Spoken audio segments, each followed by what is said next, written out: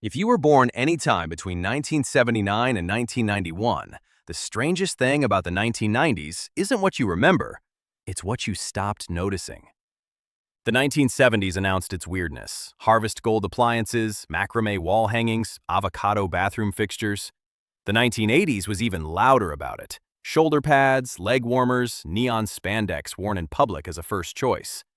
Both decades were obviously strange to anyone looking in. The 1990s hid its weirdness behind normalcy. That's what makes the case harder to make, and more interesting. A Game Boy Color in translucent purple, officially called Atomic Purple, launched in North America on November 18, 1998. Didn't look like a toy. It looked like a prototype from a civilization that had evolved past opacity. Apple was doing the same thing with the iMac G3, debuting in 1998 in a color called Bondi Blue, then expanding in 1999 to 5 fruit-themed options: blueberry, grape, tangerine, lime, and strawberry. 13 total colors across the G3's production run. Your computer was a gumdrop. The pager you carried was see-through teal. Consumer electronics had collectively decided the future was translucent, and nobody questioned the premise. Meanwhile, in millions of American homes, adults were storing small stuffed animals in plastic cases and treating the hang tag like a financial instrument.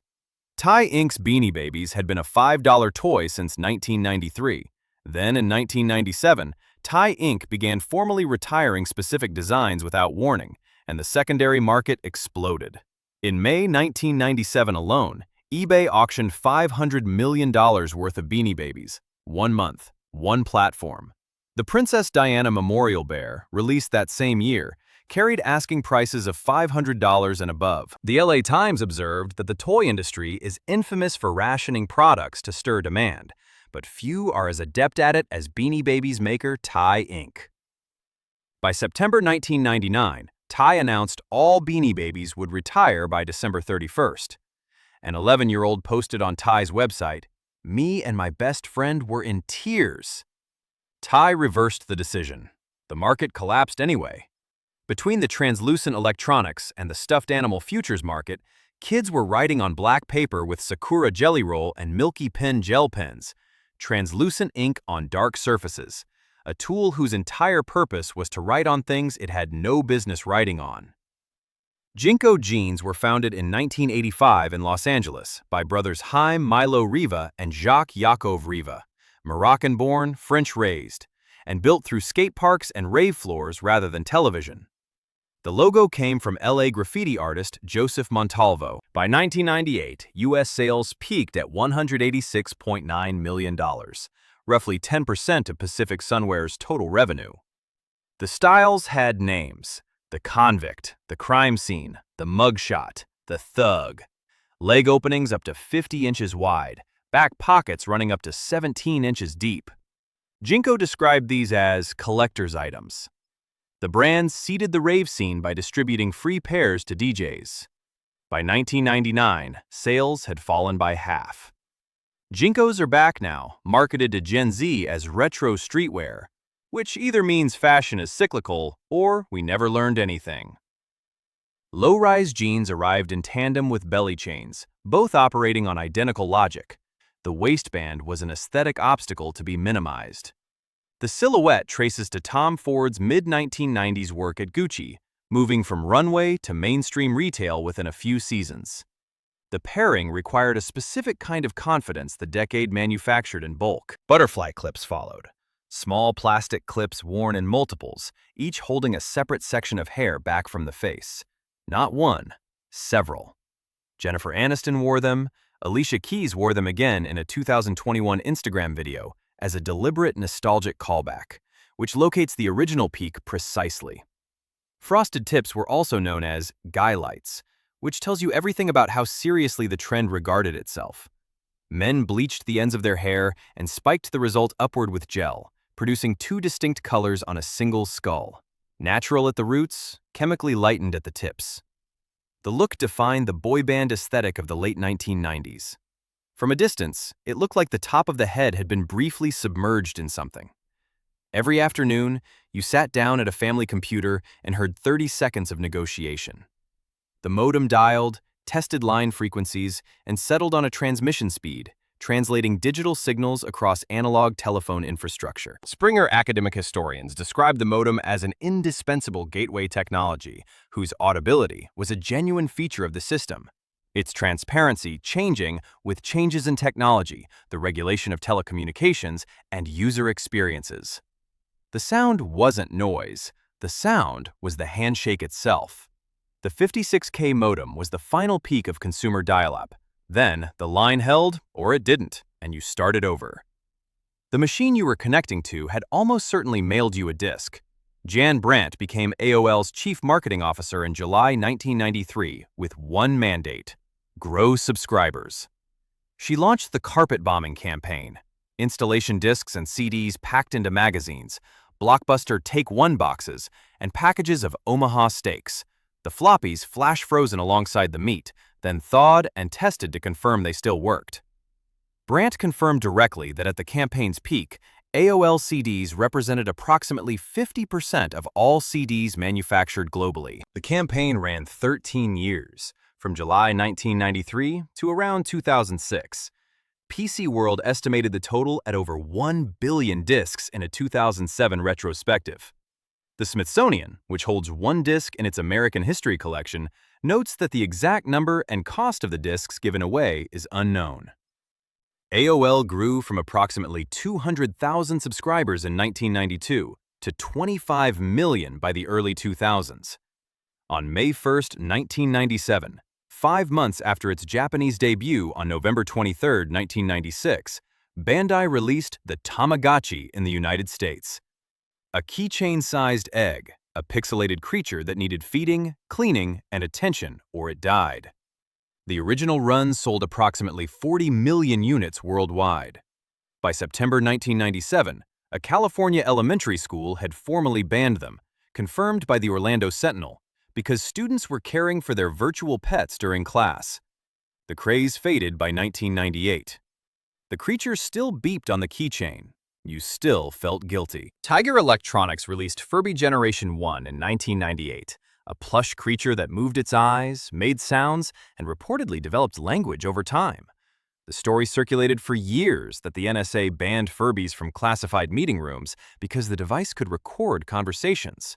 No primary source or official policy confirms this, but the fact that it circulated with complete sincerity, that a children's toy was treated as a plausible intelligence threat, is its own kind of document about the decade's relationship with its own technology. Coca-Cola spent $50 million launching Surge on February 7, 1997. The internal codename was MDK, Mountain Dew Killer. Slogans included "Feed the Rush," "Life's a Scream," and a fully loaded citrus soda. One 12-ounce can contained 51 milligrams of caffeine, slightly less than Mountain Dew, though the branding suggested otherwise. The marketing was more extreme than the product. Then, school districts banned it from vending machines. Sales collapsed more than 60% by 2000, and a web designer launched SaveSurge.org. A Facebook group later raised $3,800 for a billboard half a mile from Coca-Cola's Atlanta headquarters. In September 2014, Coca-Cola brought Surge back as an Amazon exclusive. 12 16-ounce cans for $14, and sold out in 4 hours. Squeeze It put flavored drink in a plastic bottle with a foil seal you punched through with a fingernail and drank directly from the container. No cup, no pour.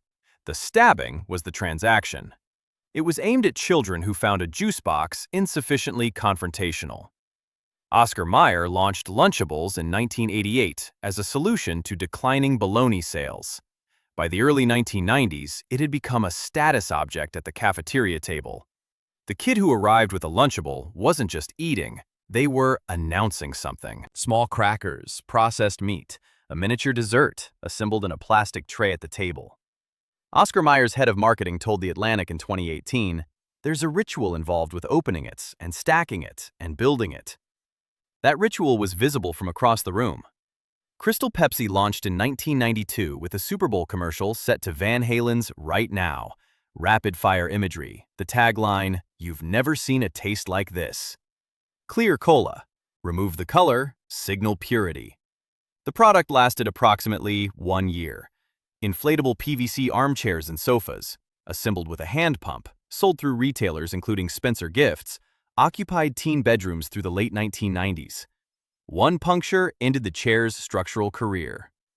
In summer, the plastic surface adhered to bare skin on contact.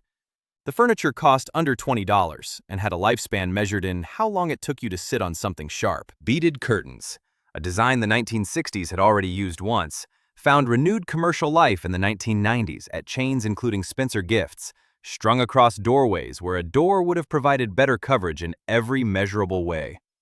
The beads blocked nothing. Not sound, not light, not entry. They announced the threshold and otherwise did nothing. The lava lamp originated with the UK company Crestworth in the 1960s, which rebranded as Mathmos, named, per the company itself, for the bubbling force, for its 1990s relaunch. Austin Powers, international man of mystery, arrived in 1997 and confirmed the lamp's position as the decade's dominant symbol of retro sincerity, which by then was indistinguishable from retro irony. The clapper, manufactured by Joseph Enterprises, predated the decade but found its widest commercial life in 1990s infomercials. Clap twice to turn the lights on. Clap twice to turn them off. People installed them and then turned the lights off every time they sneezed. AT&T and Panasonic cassette answering machines recorded messages when you weren't home, transitioning to digital models by the mid-1990s. The recordings sat on tape, accessible to any household member. If you called someone and reached the machine, you had a few seconds after the beep to begin speaking coherently. Some people hung up mid-message, then called back to leave a corrective second message. Both now existed on the same tape. Before cell phones became common, a landline was the only way to reach someone at home. You called your friend's home number. Their parent answered. You gave your name and asked for your friend, which meant that parent had your name, your voice, and your stated purpose before the actual conversation began. If the wrong parent answered, a different register of politeness was immediately required. There was no workaround. It was the only phone. A Maxell or TDK blank cassette, both brands produced the majority of consumer-grade tape through the 1990s, and a hand hovering over the record button. You waited for the DJ to announce the song, waited for it to begin, hit record through the DJ talking over the intro, and hoped for a clean first verse. Researchers in mixtape culture describe the practice, at its most deliberate, as the closest many people in the 1980s and 1990s could come to saying, "I love you," without saying it. The song titles were written in Sharpie. The handwriting was part of the message. Notice what these things share. Not just strangeness, structure. The Beanie Baby required you to wait for the retirement announcement. The Tamagotchi needed you to be present at the right moment or it died. The cassette required you to catch the song at the exact second it played. The Lunchable was assembled at the table, not before it. Even Surge, marketed as extreme, caffeinated, barely beyond baseline, was selling the anticipation of a rush more than the rush itself. Every object in the decade had a gap between wanting and having. That gap was the experience. The translucent cases, the 50-inch leg openings, the clear soda, the see-through pager. These weren't random aesthetic choices.